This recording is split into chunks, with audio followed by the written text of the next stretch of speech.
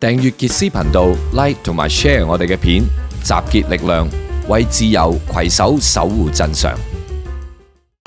嗱，呢一條片咧就可能咧只係得一個人睇嘅啫，咁啊其他咧就可能大部分咧都未必有興趣啊。咁啊講下咧就繼續咧又講下奧德賽啊，點解會㗎？就其實因為咧，我尋日拍一條片咧，咁啊望下啲留言啦，留言裏邊咧就有一個網友咁啊，佢嘅留言咧就咁寫，佢就話：會唔會咧拆解一下最近呢一個咧中國女博士同路蘭嘅訪問啊，應該喺北京個訪問啦。咁啊，佢話外國好似有班人咧極度吹捧喎。但係睇晒成個訪問咧，硬係覺得有啲怪咁樣。咁啊嗱，就回應下呢位網友啦。咁未回應之前咧，就嗱先至聲明啊，我唔係樣樣嘢咧都可以回應大家嘅。咁啊回應即係拍條片回應下呢個網友係因為純粹方便嘅啫，因為呢個訪問咧我早就睇咗嘅。咁即係我漏過阿 Kelvin 嘅，咁但係 Kelvin 就佢未睇，咁啊費事啦，即係好辛苦噶嘛，咁啊所以到最後我哋擺低咗就冇講。咁啊有個網友睇咗喎，同路中人喎，咁啊分享一下我嘅睇法啦。所以咧即係唔係個個回應咧我都即係唔係每一個留言我都可以做回應㗎即係如果你話喂點睇呢個 Spider-Man 啊咁樣，咁我對唔住啦即係我唔會因為咁即係回應你，咁我走去嘥浪費我2個幾鐘頭嘅光陰走去睇到咁嘅垃圾片，跟住然之後就同大家講 Spider-Man， 我真係即係呢啲無能為力啦。咁你聽過第二個 YouTuber 就得㗎啦。又或者可以深入探究下，即係睇完點解即係呢個陳凱琳嗰3個仔睇緊 Spider-Man 會嗶哩吧啦咧？嗱，你唔可以就咁單方面就證實佢係冇家教嘅至少即係呢啲嘢要多方面去引證啊嘛。譬如話，其實喺香港嗰啲人咧就應該建議陳凱琳帶埋佢嗰3個仔就去睇奧德賽，咁睇下佢嗰3個仔睇奧德賽嘅時候咧，係咪都係嗶哩吧啦嘅咁如果係嘅話咧，咁就證明係佢阿媽嘅問題啦。咁但係如果唔係，我睇奧德賽嘅時候靜英英嘅，咁即係 Spider-Man 嘅問題啦。OK，咁所以咧就唔好咁快落結論。咁好啦，嗱就翻嚟講下呢個嘅訪問啦。呢個訪問背景係咁嘅就奧德賽喺北京上演啦。咁首先俾人即係有幾單啲花邊新聞嘅，就係譬如有個中國嘅女主持現場就半跪式咁樣訪問佢哋啦。咁呢啲睇到中國人即係冇，我其實覺得冇乜特別嘅嗰啲即係典型嚟嘅啫。其實就即係通常都係咁噶啦，係出自一個內心嘅自然反應嚟嘅。見到鬼佬咧就拜嘅把口咧就又話咩？亡我之心不死嗰啲係假嘅 ，OK 咁所以俾你睇到個真面目，咁呢個冇乜問題。咁但係呢個訪問咧即係呢位網友就講得啱啦，好多外國嘅媒體都吹捧嘅喎，好特別嘅喎。嗱，如果你睇到呢度嘅話咧，你其實可以擺低我呢條片，唔好睇住 ，OK， 去睇咗個訪問先，睇下自己攞個感覺，咁唔好淨係聽我講如果唔係咧，所以都係陳凱琳嘅嗰個例子啫即係佢咪叫陳凱琳死啦！我可能讀錯嘅名我都唔係好記得，大佬我唔識佢係邊個嚟嘅即係你哋介紹俾我識嘅啫。咁anyway， 即係應該係睇咗嗰個訪問先，再睇下即係我嘅睇法啦咁個訪問其實唔難揾嘅我諗你喺 YouTube 揾到嘅。佢首先咧，其實就喺 Bilibili 嗰邊出嘅，即係大陸嗰邊啦。咁好多大陸人睇啦，就大陸啲人讚自己，梗係會讚自己啦。哇！我哋訪問路蘭嗰個一條女嚟嘅就中文名我唔知佢叫咩名啦英文名咧翻譯咧叫莊舒咁我就就簡稱叫個 John 啦 ，John CHONG 嘅 OK John 咁樣啦。咁啊就呢條女咧好巴閉嘅喎，北大啊唔知乜撚嘢博士咁樣啦，即係鹹頭多撚到爆燈咁樣啦，咁啊出嚟咧成個文化人咁嘅碌咁樣啦，咁然之後咧就好大陸嗰啲網民讚咁誒呢啲啊打飛機嘢，即係可以理解啊。咁但唔係喎，出咗海外出咗海啦 ，OK 個訪問，喂好多人讚嘅喎，咁啊所以嗱首先你就應該走去你打啲 Christopher Nolan 啊，加 interview 啊，或者 Christopher Nolan 啊，北京啊咁樣，咁你應該揾到啦，好容易揾嘅 ，YouTube 都好多人睇嘅 ，OK。咁啊就咁啊跟住咧外媒啊好多啦，我見過讚到天上有地下冇咧，就包括都有New York Times Hollywood Reporter 啊，哇甚至德國之聲都讚嘅 ，OK 就讚佢乜嘢咧？呢個訪問咧係即係 so far 以嚟咧奧德賽嘅呢套電影最有水平嘅一個訪問嚟嘅咁樣，咁即係佢哋個論點係咁啦，就話即係起碼唔係呢個訪問咧，你就唔會聽到問埋晒路蘭嗰啲，成個拍攝過程你最難忘係乜嘢啊？你同阿 Matt Damon 有咩趣事啊？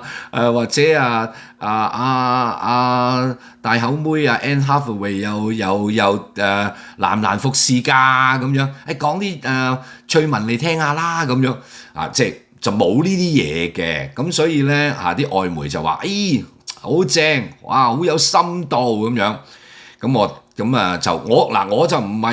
唔係因為呢啲咁嘅讚譽而睇過訪問嘅，我就係睇完個訪問再睇呢啲讚譽，咁我就發覺，即係我第一個感覺咧就同呢位網友都係一樣啊，其實仲大反應，我仲大反應嘅，你問下 Kelvin 就知啊，咁即係呢位網友就話，硬係睇完之後覺得有啲怪，我直情覺得有冇搞撚錯啊，大佬，咁你都話正？點解我咁大反應呢？首先睇完晒成個訪問，佢其實都係問咗3-4條問題到嘅啫。但係我幾乎咁肯定，條女 OK 係冇睇過本書嘅。或者如果你真係如果條女話翻俾我聽，我係有睇過本書嘅，咁我都真係對你真係無能為力。OK，即係你仍然咁如果你真係睇完本書呢 OK， 你又即係點講呢？完美再一次演繹一個什麼嘅中國人？呢百幾年由清末即係張之洞嘅中學為體，西學為用開始。OK， 洋務運動咁即係就見到咧，就係永遠中國人都係淨係睇到人即係外國嘅嘢咧，睇到嗰陣咧都係面嗰陣嘢，皮去到皮嗰個 level 嘅啫。OK。深入你真係完全睇唔到啦，咁同埋有都係睇錯晒啦。咁問嗰啲問題咧，其實不知所謂嗰3-4條問題完全都係不知所謂。咁所以我真係非常之難理解點解嗰啲外國人睇完覺得好有水平。咁我只能夠呢個即係我覺得幾值得分享嘅樣嘢就係乜嘢咧？做人真係唔好成日人云亦云即係如果你我唔信大陸佬嘅，我信啲外國人嘅，外國人講嘢都係9唔搭8嘅，話俾你聽。要相信嘅就係自己嘅獨立思考，所以要成日要培養自己嘅獨立思考就冇即係9唔搭8就冇分膚色嘅。OK， 即係我話俾你，即係嗰啲外媒講，即係嗰啲報道講呢個訪問咧。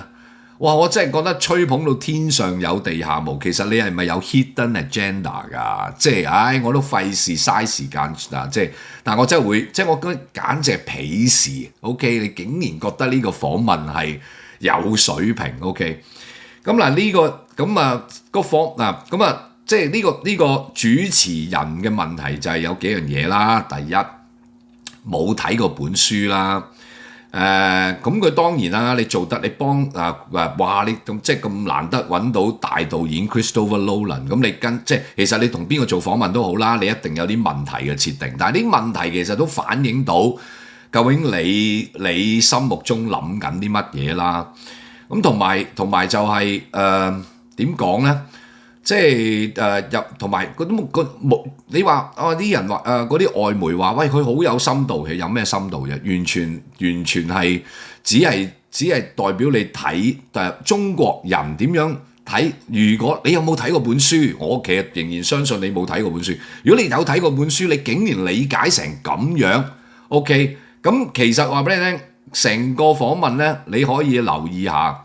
路蘭都頂唔順嘅，不過咧佢就冇我咁市井啦。OK， 佢都盡量客氣，然之後去回應佢。其實有啲嘢暗串翻個主持人，個主持人都聽唔明嘅。OK， 其實佢聽唔明佢講乜嘢。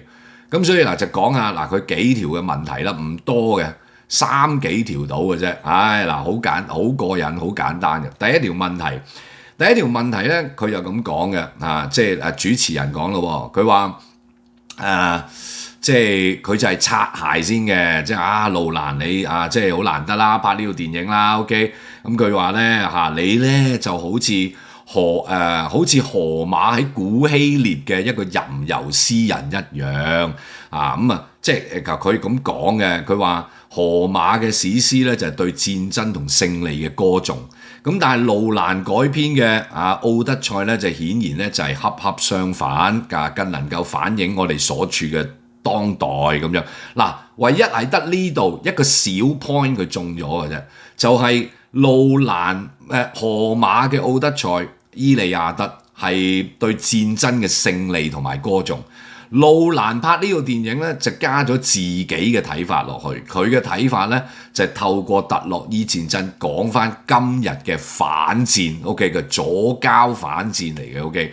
咁係嘅，嗱呢個咧佢中咗少 point， 佢就咁樣形容，佢就擦路蘭鞋，佢就話呢個咧你拍呢套電影咧就更加能夠反映我哋而家所處嘅當代啦。其實咁導演帶出一個佢自己嘅訊息係可以理解嘅，咁喺呢度中 point 嘅啫。好啦，跟住佢又問咯，佢話 Due to the tone of your film, whether you are a bard of civilization at dusk。嗱，呢啲係扮撚晒嘢嚟㗎。嗱，呢個就係另一樣中國人最撚中意喺度扮撚晒嘢。OK 啊，咩叫 a bard of civilization at dusk 即係因為佢係文學博士，咁佢梗係用翻啲文學嘅字咁晒下馬晒下欄咁樣啦。佢其實係純粹係show off 嚟嘅啫咁咩叫 a bard of a civilization at dusk 咧？即係佢話你覺唔覺得路蘭？你覺唔覺得你自己就係一個黃昏文明嘅吟遊詩人咧？咁樣咁路蘭就咁答佢即係已經好戇鳩嘅。啲咩呢條開場白嚟嘅。咁擦下鞋，其實去到呢度我都仲覺得適可而止啦，笑下你啫，扮撚晒嘢咁你俾你扮下嘢都應該嘅。OK。咁路蘭就答佢啦，咁路蘭都答得好好嘅。路蘭就話：大家唔好忘記一樣嘢荷馬寫嘅時候寫奧德賽咧，就寫翻400年前嘅嘢嚟嘅。OK， 咁佢話即係你要將我同荷馬相比，其實我諗唯一一個共通點就係我今日拍呢套電影咧，就係講翻就講翻一個2000幾3000年嘅前嘅古仔俾你聽。係咁嘅啫，咁然之後咧喺呢個都係望翻轉頭嘅，即係荷馬同埋路蘭都係望翻轉頭嘅目的係可能都係只有一個，就係人咧好得意嘅。路蘭講其實唔係我講嘅，人好得意嘅即係通常望翻轉頭咧都會覺得以前消失咗嘅嘢係好嘅咁所以咧就人類就會成日去思考下，咦我哋以前係咪有啲文明係好鬼正咁，但係唔知即係點樣就離奇地消失咗，咁係咁嘅啫。OK， 咁即係其實冇乜意思嘅咁樣答佢。咁但係即係俾咗個 point， 都俾咗個觀點俾大家啦，俾觀眾就係話其實都係寫翻一個以前嘅故事咁呢個寫翻以前嘅故事，究竟有啲咩嘅動機咧咁大家可以自己諗啦。譬如話你寫翻以前嘅故事係好容易因為大家未去過嗰個年代，咁所以任噏都得嘅，咁容易好多或者就係就係借古點樣諷今，或者就係以前嘅故事究竟可以帶俾你乜嘢反思，咁係咁嘅啫。呢啲其實唔係好難明。好啦，第二條問題咧就開始啦，就開始嚟了啦。咁呢個 John 呢個 John 咧CZH 呢個 John Shi 咁佢就話咯，你係咪咧將奧德賽基督宗教化咧咁樣，以及為什麼呢個咧就係贖罪喺電影中咁重要咧 Atonement 點解咁重要咧？嗱兩條問題再重複，佢話佢問路蘭，佢話你係咪將奧德賽基督宗教化咧？點解贖罪喺電影中咁重要咧？好嗱，未聽路蘭點答咧，聽我點答。如果我係路蘭，你咪傻撚咗啊 ？OK， 你邊撚隻眼睇到我有講任何基督教嘅嘢，或者仲有贖罪嘅嘢啊？你咪傻撚咗啊？究竟主持你有冇睇過本書同埋我套電影，你先嚟走嚟揾我做訪問㗎？嗱，呢啲就係市井之徒嘅傑斯嘅答法 OK， 屌你位大佬真係莫名其妙，因為即係簡直突然間點會 pan 撚咗去嗰度嘅咧 ？OK， 因為大佬嗰個年代無論係奧德賽個古仔嘅年代，或者係荷馬400年後寫呢本書嘅年代 ，OK， 都唔係一個基督教嘅希臘嚟嘅。基督教希臘要再去到過起碼仲有成1000年先至開始基督教化。咁而路蘭拍到電影，喂，你都聽咗我都講兩三集啦。OK， 我有冇同你講過套電影度見到耶穌？或者係見到一啲任何即係基督教嘢冇啊，大佬咁甚至突然間點會講到拗撚晒頭講到贖罪咧？你點會見到？我真係搞佢唔清楚。你點可能見到 Matt Damon 嗰個奧德賽係有任何贖罪嘅意思係帶到俾你嘅咧？我真係 get 唔撚到。咁但係嗱，聽下路蘭點答啦，佢就當然係大師啦，佢就唔係市井啦。嗱，佢提翻一樣嘢，佢就提翻主持，佢話：我當時並冇太刻意去從某種哲學嘅立場去處理你頭先講嘅問題喎。佢話成套電影咧，我只係探討一樣嘢，就係 Sarnia。嗱呢個咧，我喺之前講奧德賽就已經講俾你聽，呢個係一個希臘嘅神學觀嚟嘅。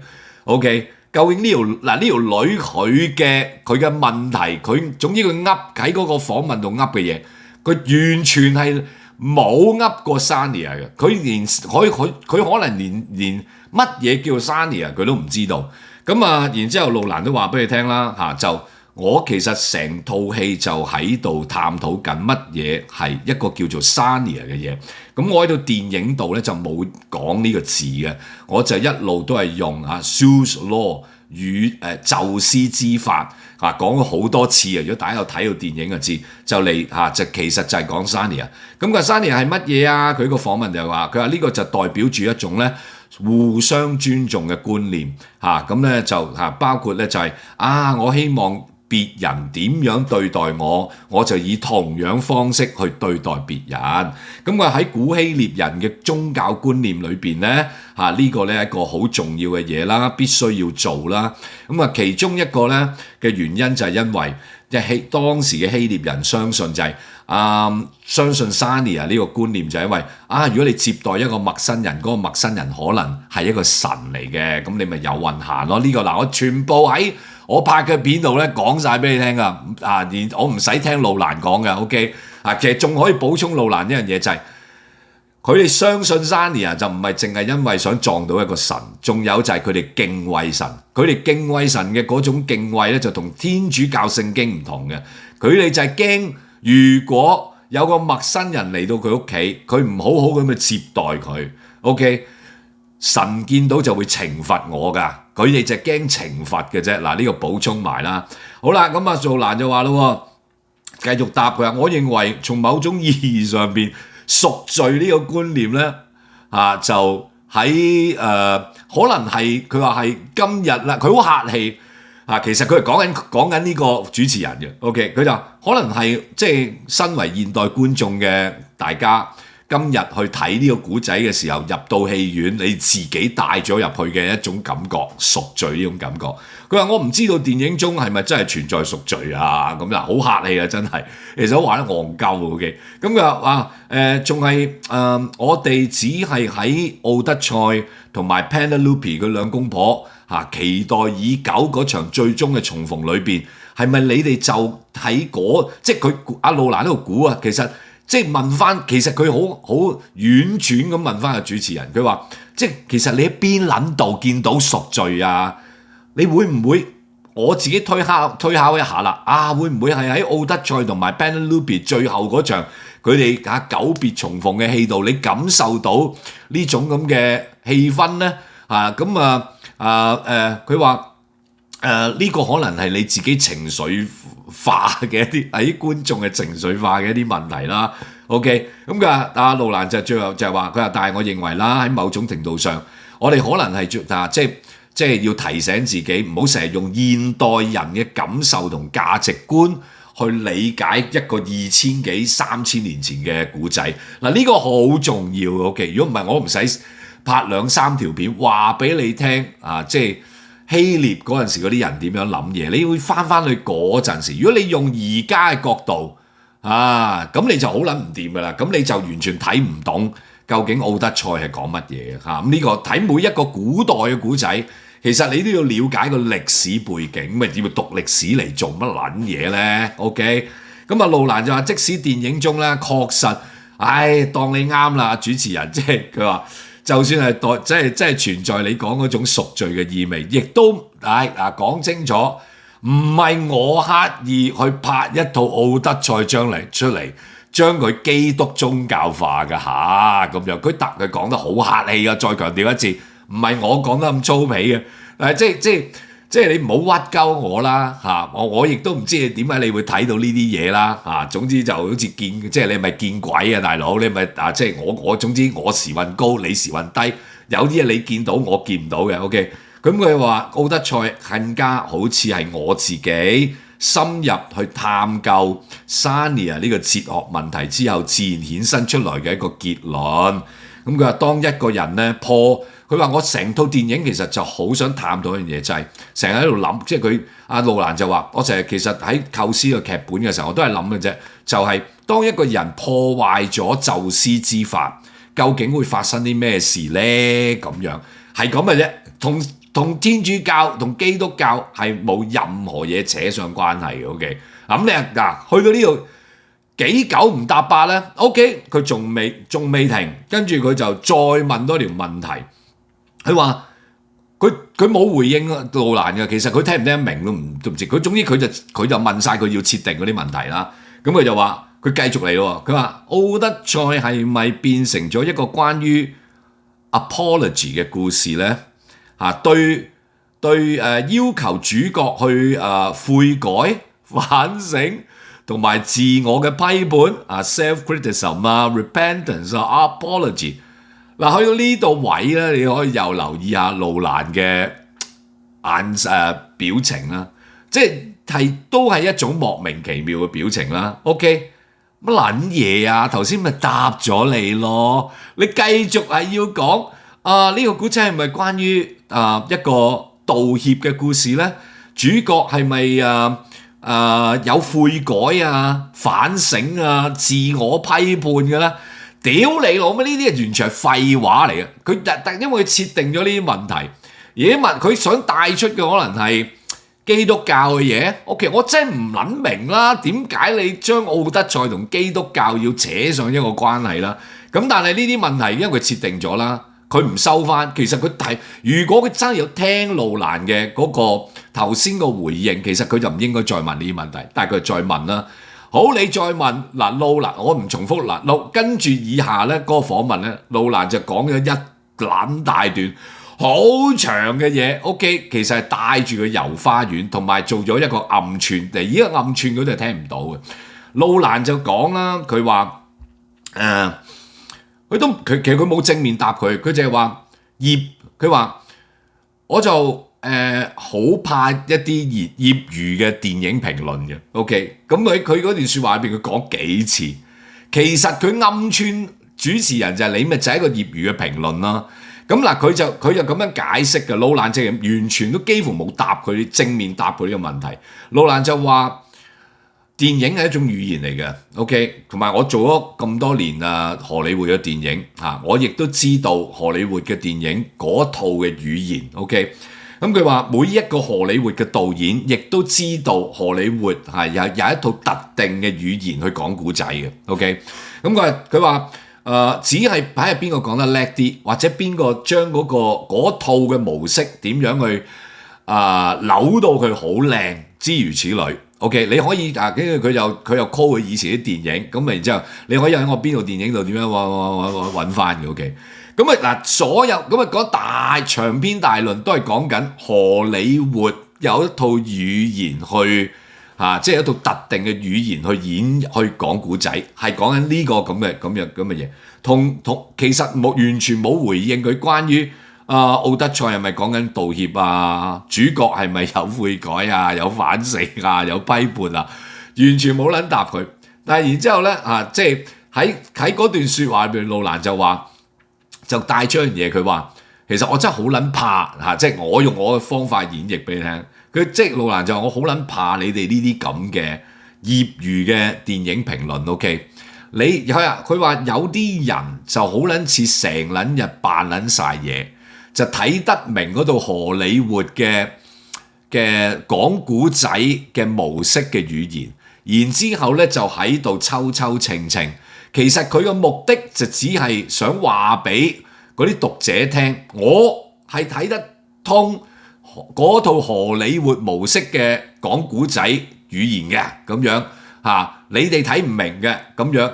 但係其實佢又話呢啲就係叫業餘嘅電影評論，其實佢哋就係扮撚晒嘢，即係其實佢講緊嘅就係佢面前嗰條嗰個北大咩豬頭力博士啦咁嘅，然之後佢路蘭都補充嘅就係我好尊重嗰啲好專業嘅電影評論人㗎。OK 係咁啦，就係咁啦，所以好啦，好笑咁我真係睇完呢個訪問，我係真係一頭霧水，再翻去睇翻嗰啲外媒嘅報導 ，OK 就點解會即係點解會覺得佢好有水平嘅咧即係好有深度嘅咧？我真係完全大佬你即係咪擦鞋啊 ？OK 我算啦即係我冇答案俾到大家。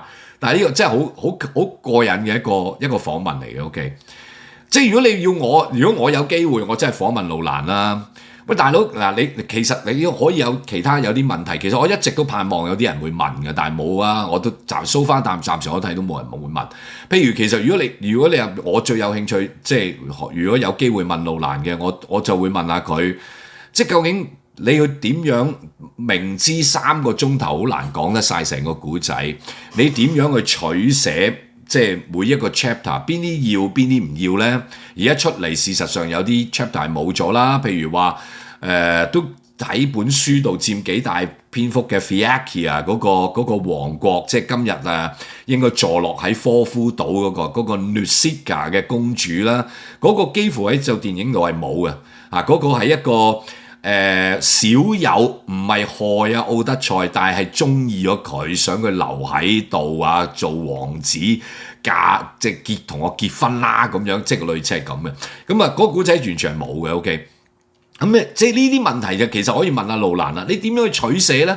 究竟點解邊啲你要，邊啲唔要啦？仲有邊啲古仔過於冗長？你講係你點樣去譬如好似 Cersei 個古仔點解你個改動都好大喎譬如冇晒啲精靈公主啦，唔係冇晒精靈嗰啲嘅僕人啦Cersei 本來有啲僕人，有啲女僕嘅咁，但係冇晒啦咁，同埋奧德賽佢哋成班友仔係留咗喺嗰度1年嘅喎你又將佢縮短咗係1日半日啫喎，即係你點啲改動係點樣嚟嘅啦譬如佢唔係食嘢喎，佢飲蜂蜜嘅喎，咁呢啲有冇啲咩密碼喺入邊嘅咧？咁你唔可以問下呢啲嘢啊？咁呢啲嘢都證明你真係有睇過本書同埋有睇過本電影，你有個對比喺度大佬冇嘅喺度 ，OK 咁就係咁啦。咁所以咧，即係我唔知呢條片有冇養分。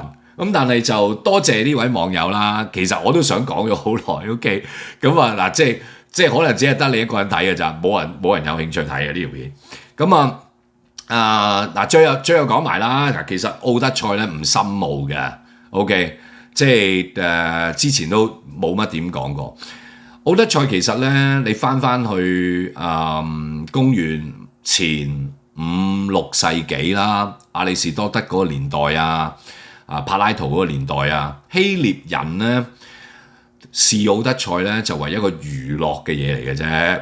係因為個古仔好吸引人嚇，即係要乜有乜，神怪又有啊，即係驚險緊張又有啊，崇拜英雄又有，所以嗰個咧其實娛樂性係大好多嘅。OK， 其實奧德賽對3000幾年對後世咧有咩影響咧？最大嘅影響，如果你問我啊，就係喺如何講古仔嘅一個模式咯。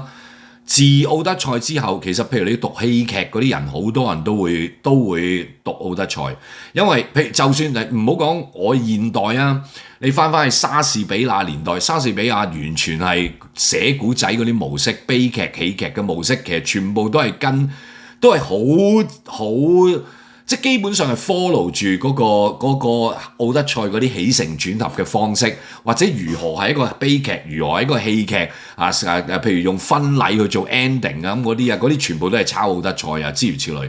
咁所以奧德賽就係喺你讀 drama 啊，或者係講故事啊，即係如何講好個故事啊，或者甚至即係娛樂嘅嘢方面嘅貢獻係大啲嘅。咁你話佢仲有啲咩好深度嘅嘢咧？嗱，翻去，如果同基督教其實冇咩直接關係，頭先強調咗，所以嗰條女係戇鳩嘅。OK， 再講一次。但係天主教啦 ，OK， 有一門嘢叫做護教學嘅 apologetic 咁樣嘅嚇。咁咩叫護教學咧？其中有一個問題咧就係咁嘅，即係啲神父就會譬如你挑戰天主教，天主教係咪真㗎？究竟有冇耶穌㗎？但係耶穌係點啊？諸如此類。咁好多時咧天主教咧就有一門護教學咧 apologetic 咧就會係就會係落日，就好多時都會間唔中就會攞翻奧德賽出嚟就同你對比啦。嗱，點樣對比法咧 ？OK， 同你計古卷。嗱，奧德賽到今日為止咧。呢3000幾年咧，今日透過考古學揾翻出嚟咧，大概有唔夠2700到啦，1700-1800卷嘅一份嘅古卷啦。嗱，呢啲古卷都係分佈喺3000年裏邊，分佈喺唔同嘅年代啦。唔係叫古卷，正確嘅名稱應該叫手抄本，因為以前係冇印刷機，咁你咧就要流傳落去嘅時候就要手抄啦。咁你有1700至1800份嘅手抄卷，喺呢3000幾年，今日可以揾得翻出嚟喺唔同嘅年份，你就可以喺考古學上面，你就可以去做得研究啦。譬如話，你揾翻一份係公元前5世紀嘅 ，OK。同一份喺公元1世紀嘅，哇，爭600年。咁呢600年嗰兩份嘅手抄本，究竟對下 ，OK， 佢哋有幾咁吻合咧？或者然之後600年之後嗰份有冇改撚咗好多嘢咧？諸如此類。嗱，咁呢啲就叫考古啦。咁咧長話短説，簡單講就係奧德賽 ，OK， 俾你睇到咧喺呢1700至1800份嘅手抄本裏邊睇到我哋。至少睇到一樣嘢就係，我哋今日睇緊嘅呢個古仔咧，幾乎可能係至少起碼同喺亞里士多德或者柏拉圖嗰個年代嘅嗰個 version 係好吻合嘅版本嚟。而家講緊一直以嚟咧，呢2000幾年都冇乜人改過。OK 因為你已經好難再揾到去荷馬嗰個啦，因為荷馬我之前都講過，荷馬嗰個年代其實可能。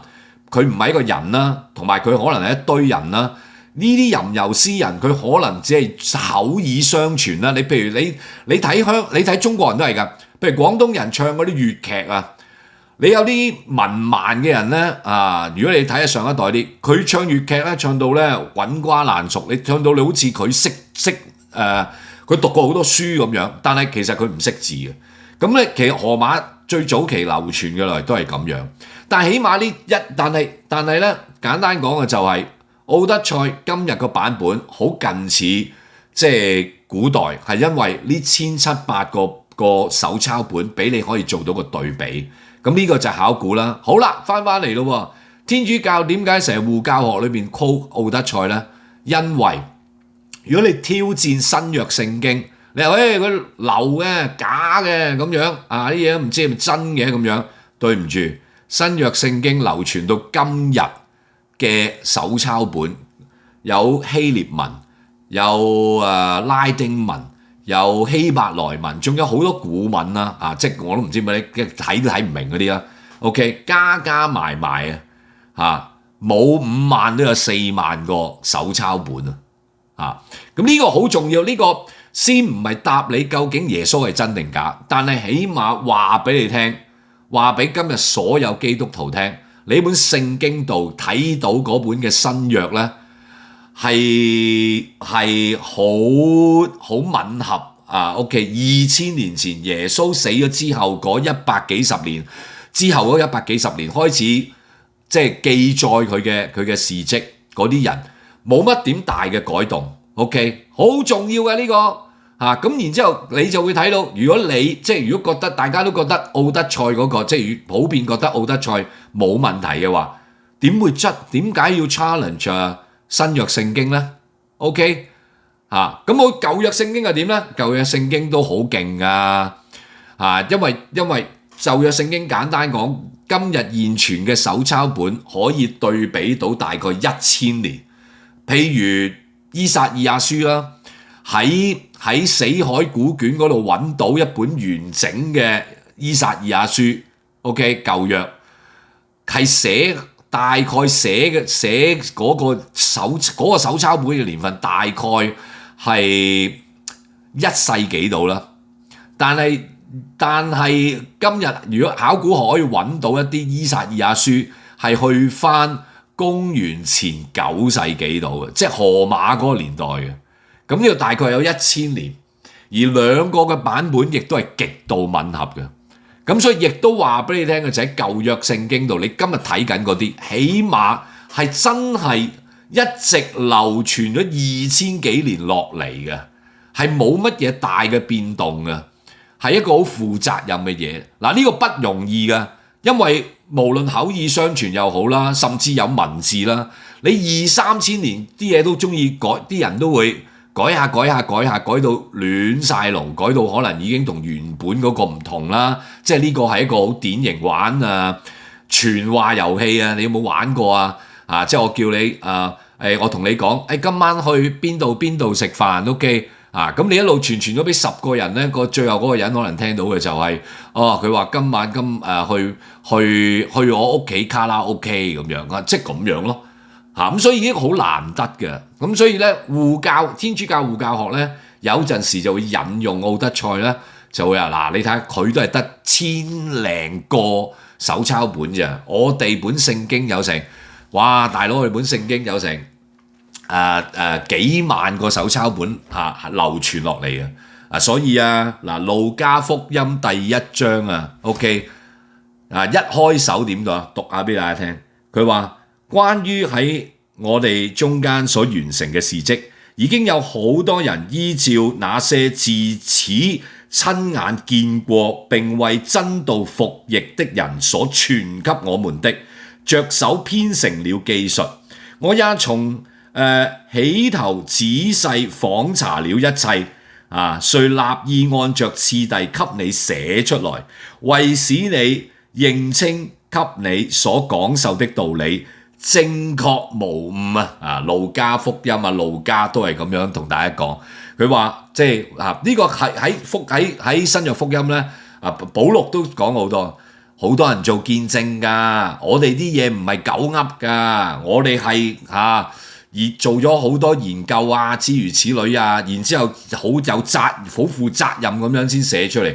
仲有其實佢哋仲有提多樣嘢啦，新約嗰幾個福音都未必係一個人寫嘅，即係路加係咪路加福音係咪即係路加都未必係，但係至少一樣嘢喺耶穌死後100幾十年 ，OK， 嗰個記憶仍然仲係好 fresh 嘅，近代史嚟嘅咋。然之後咁樣寫翻出嚟，咁然之後再喺打後嘅2000年一路手抄啊，唔同嘅文字、唔同嘅語言咁樣咧就抄咁啊流傳呢個世界。